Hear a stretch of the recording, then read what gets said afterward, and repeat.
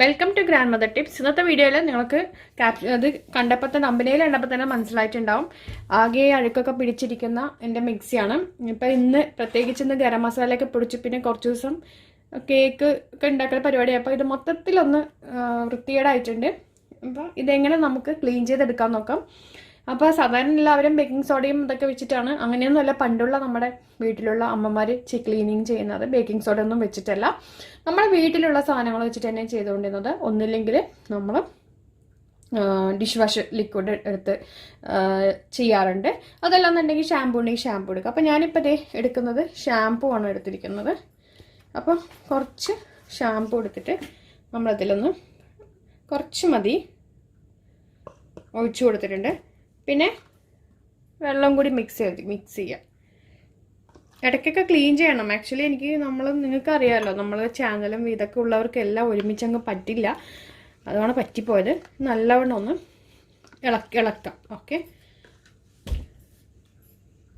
അപ്പം ഞാനിത് ഇളക്കി എടുത്തിട്ടുണ്ട് സംഭവം.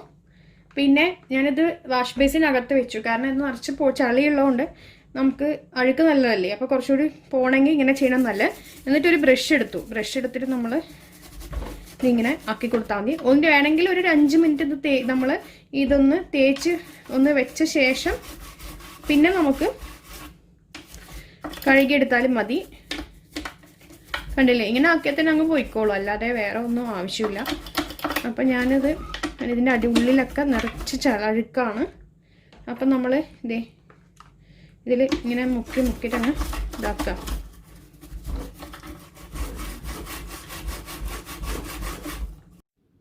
അപ്പം ഞാൻ എല്ലാ വശത്തും നന്നായിട്ട് ബ്രഷ് ചെയ്ത് നമ്മൾ ഇതാക്കാം നല്ലവണ്ണം. അതിനുശേഷം നമ്മളൊരു 5 മിനിറ്റ് നമ്മൾ കഴിഞ്ഞ ശേഷം വീണ്ടും നമ്മളിതുമാതിരി ചെയ്യുമ്പോൾ തനിയെ ചളി ഇതെല്ലാം പോവും, അഴുക്കൊക്കെ പോവും.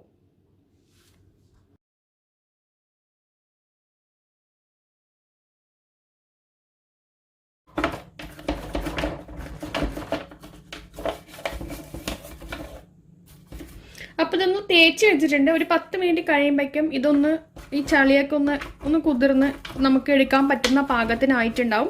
അപ്പോൾ നമുക്കൊരു 10 മിനിറ്റ് കഴിഞ്ഞിട്ട് നമുക്കിത് നോക്കാം. അപ്പോൾ ഇതൊന്ന് 10 മിനിറ്റ് കഴിഞ്ഞിട്ടുണ്ട്. ഇനി നമുക്ക് വീണ്ടും ആ വെള്ളം, നമ്മൾ ആ ഒരു ലിക്വിഡ് എടുത്തില്ലേ, അതിൽ തന്നെ ജസ്റ്റ് ഒന്ന് എടുത്തിട്ട് ഒന്നുകൂടി ആക്കുമ്പോൾ തന്നെ ഇത് ഉണ്ടാവും. ആ ഒരു കുതിർന്ന് ഇരിക്കുന്ന അതൊക്കെ അങ്ങനെ കംപ്ലീറ്റ് അങ്ങ് പോകും. ഒന്നും കൂടി ആക്കി വിടുക എല്ലാ വശത്തും.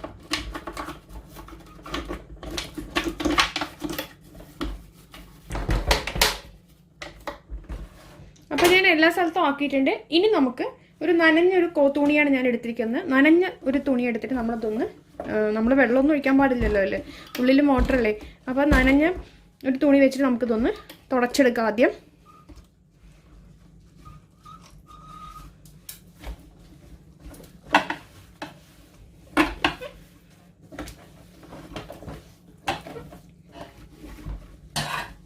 ബനിയൻ ടൈപ്സ് ഉള്ള തുണികളുണ്ടെങ്കിൽ അത് വെച്ച് ചെയ്യാം.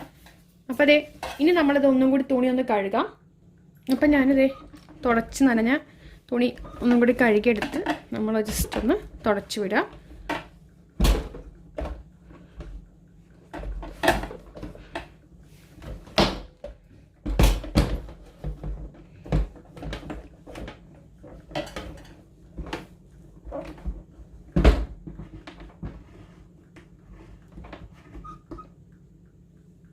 അപ്പം നമ്മൾ മിക്സി കണ്ടുള്ള ഉള്ളൊക്കെ നല്ല നീറ്റായിട്ട് വന്നിട്ടുണ്ട്.